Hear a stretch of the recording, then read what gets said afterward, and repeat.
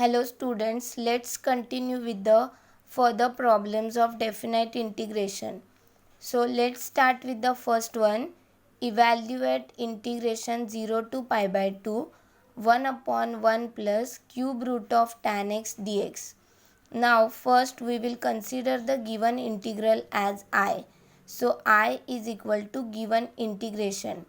Now we know that the trigonometric function tan x we can write as sin x upon cos x.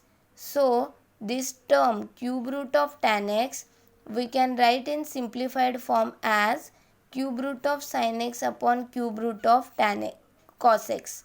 Now here by doing cross multiplication we will get 1 upon cube root of cos x plus cube root of sin x upon cube root of cos x. But that term cube root of cos x is here in the denominator of denominator, so that we will write in numerator. So we have integration 0 to pi by 2 cube root of cos x upon cube root of cos x plus cube root of sin x dx, and we call this integral as equation number 1. Now by using the property that integration 0 to a f of x dx we can write as integration 0 to a f of a minus x dx. So here also by using this property we can write this equation number 1 as I is equal to integration 0 to pi by 2 cube root of cos of the x we will replace by pi by 2 minus x. So cos of pi by 2 minus x upon cube root of cos of pi by 2 minus x plus cube root of sin of pi by 2 minus x dx.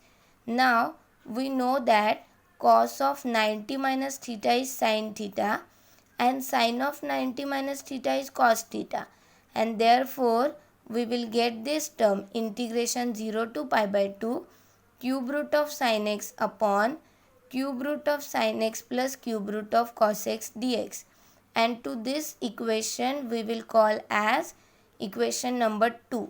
Now by adding equation number 1 and 2 we will get I plus I is equal to the term of equation 1 plus the term of equation 2.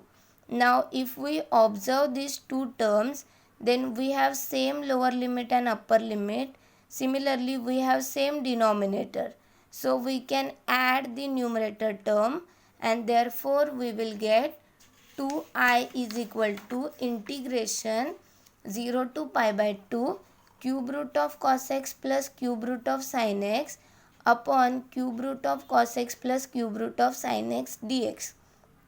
Now these two terms will get cancelled and here we will get 1, and this 2I the term 2 we can write to this side. Integration of 1 is x, lower limit as 0 and upper limit as pi by 2. Now by applying this limit means upper limit minus lower limit we will get half into bracket pi by 2 minus 0. So simplified form will gives us pi by 4, and therefore the answer for the integration 0 to pi by 2 1 upon 1 plus cube root of tan x dx is equal to pi by 4. Now let's consider question number 2, integration 0 to pi cos square x dx. Now here also first we will consider the given integral as I.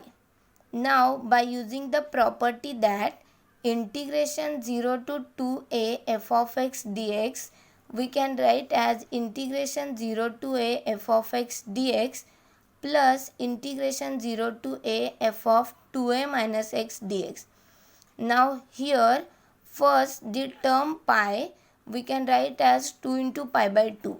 So we can write this integral as integration 0 to 2 into pi by 2 cos square x dx.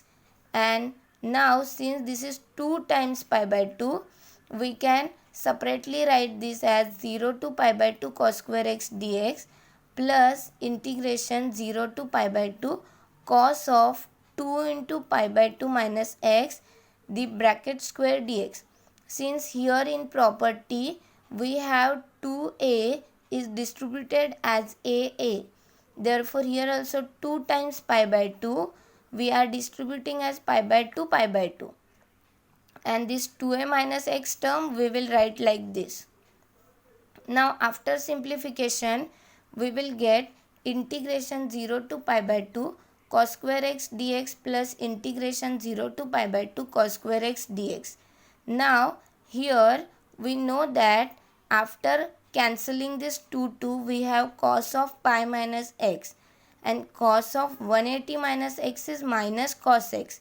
So here we will get the term minus cos x, but since square is present, that 2 times minus sign will become plus, and therefore here we have plus cos square x dx, and these two terms are similar, so we can write 2 times integration 0 to pi by 2 cos square x dx.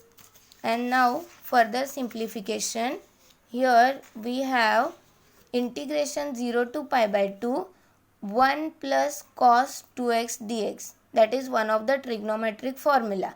And now we can integrate this integration of 1 as x plus integration of cos 2x is sin 2x into the coefficient of x that we write in the denominator, so 1 by 2, and lower limit as 0, upper limit as pi by 2. Now applying upper limit minus lower limit. So first, while applying upper limit we will replace x by pi by 2, and while applying the lower limit we will replace x by 0. So we have pi by 2 plus half into sine 2 into pi by 2 minus 0 plus half into sine 2 into 0. Now since we know that sine of this term answer will be 0, so because sine 0 is 0, similarly sine of n pi is 0. So sine of 1 pi is also 0. So here we have pi by 2 plus 0. So pi by 2. And therefore the answer of the given integration is integration 0 to pi cos square x dx is equal to pi by 2. Now third, integration 0 to 3 x into x, that is given in the close bracket, which is denoted as the greatest integrate function, means not greater than x dx, and we need to integrate this. Now first we consider the given term as I, and now we can write I as integration 0 to 1 the given term plus integration 1 to 2 the given term plus integration 2 to 3 the given term. Since the integral is given with the limit 0 to 3, we can distribute this as 0 to 1, 1 to 2, and then 2 to 3.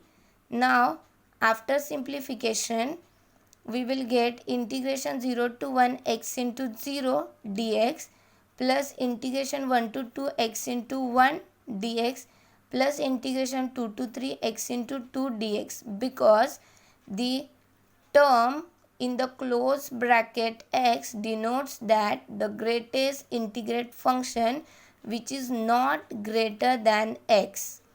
And now integrating these terms we will get here 0, then here integration of x is x square by 2, lower limit 1, upper limit 2, here 2x, that means 2 into integration of x, that is x square by 2, 2 will get cancelled and we have only x square, lower limit 2 and upper limit 3.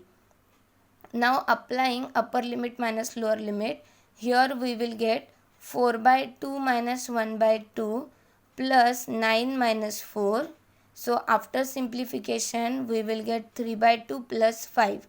Now by doing cross multiplication and simplifying we will get 13 by 2, and therefore the answer for the given integration is 13 by 2. And therefore here today we have finished 3 more problems related to the definite integration. Now in next lecture We will solve few more problems related to this, and then we will start with the new chapter. Thank you, students.